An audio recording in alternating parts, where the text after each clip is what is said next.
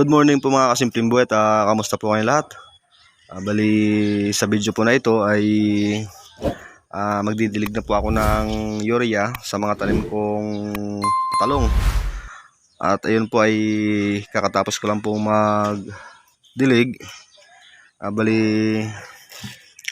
ito na po yung araw ng pagdilig ko ng urea dahil mahigit 6 na araw na po yung pagkatapos kong madiligan ng triple 14.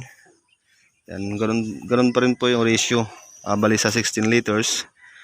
Ayan, 16 liters na tubig sa isang latang urea. At yan po mga simpleng buhay. Ayan po yung urea na nabili ko, yung pino. Ayan. Bali didiligan ko po lahat, pati yung dun sa harap ng bahay. Yan, pati yung bill paper, yung kamatis. Didiligan ko rin po lahat yan. Maliban na lang sa kalabasa, pati sa upo. Dahil yung upo ay hindi pa siya 21 days. At isasalin ko po dito. Yan, wala pa pong tubig yan. Para pagbumba ko, madali na lang siyang malusaw. Urea lang naman kasi ito eh. Ayan, bali 2 timba. Blaan po. At yung mga kasimple bot, lalagyan ko lang po ng tubig.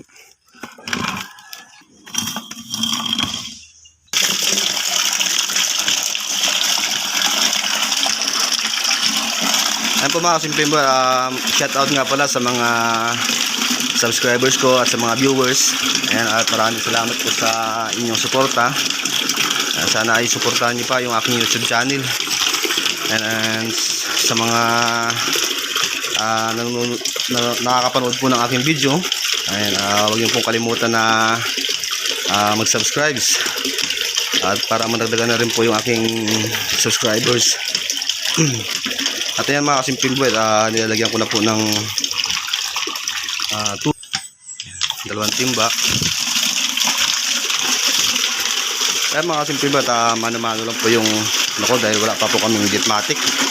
Hindi pa nakakapagpundar. Ayan, wala pang pambili. Siguro mga 3 timba to, yung lahat na.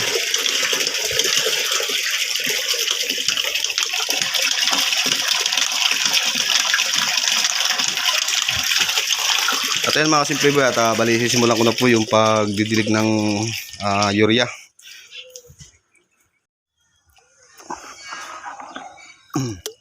Ayan po mga simple boy, at mabilis lang po siyang malusaw. Ayan po yung urea.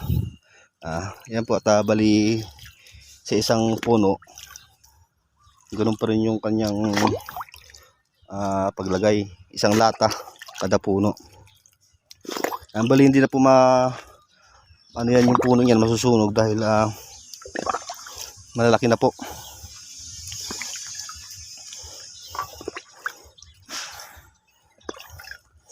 Para tuloy-tuloy na po yung kanyang paglaki.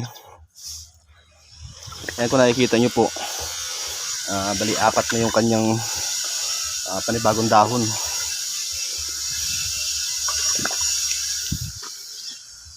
Yan.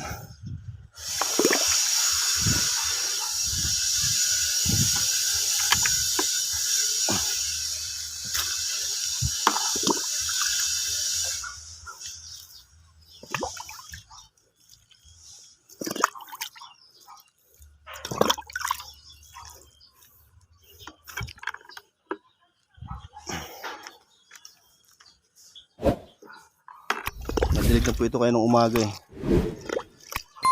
Kaya mas mainam na diligan ulit ng urea para hindi kawawa yung kanyang ugat.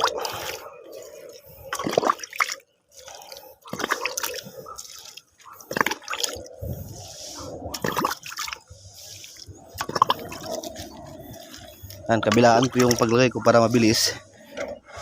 Dahil magkalapit lang din naman.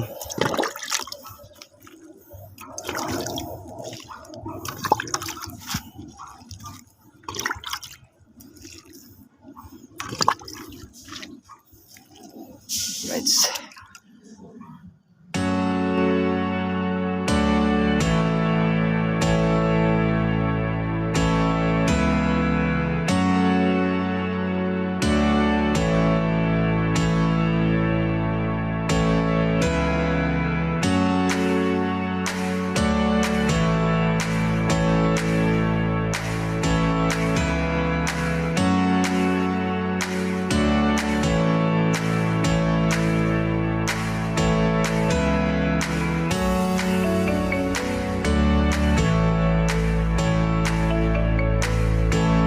A few moments later. Ayun po mga kasimpleng boy, bali tapos na po ako magdilig ng pataba. Hindi na po ako nakapag-video doon. Dahil tanghali na po. Bali ngayon ay update ko na lang po kayo sa mga talong ko. Pagkatapos ko pong madiligan, ipapakita ko po sa inyo yung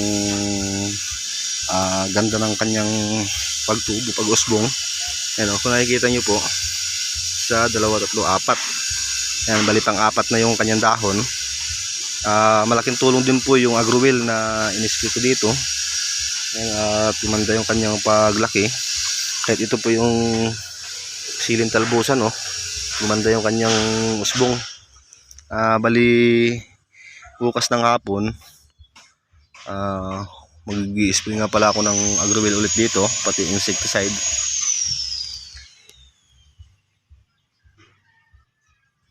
Yan, para tuloy-tuloy yung kanilang paglaki. Yan, bali sa sunod na third apply ko dito ay ang calcium nitrate pati triple 14.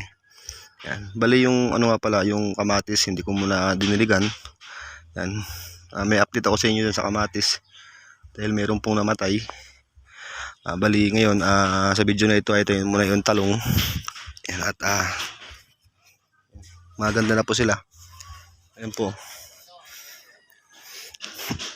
Bali ang dahon po nila ay bali 4 na, magpapanlima. Bali bukas ng umaga ulit ang dilig niyan. Tuwing umaga lang po yung pagdidilig ko dyan dahil hindi pa naman po sa tubig yan. Ayan, ayan, malaki na po sila. Ayan, ang bilis ng lumaki. Ayan, at ayan po mga simpleng bata, bali hanggang dito lang po muna yung aking video. At maraming salamat nga pala ulit. Shout out nga pala sa mga subscribers at sa mga viewers. Ayan, ayan po yung talong. Ganda ng kanyang pag tubo. Bali bukas ng hapon mag-i-spray na lang ako ng fertilizer, liquid fertilizer, pati yung insecticide. Ayan, at maraming salamat po at palagi po kayong mag-iingat at God bless po sa inyo lahat.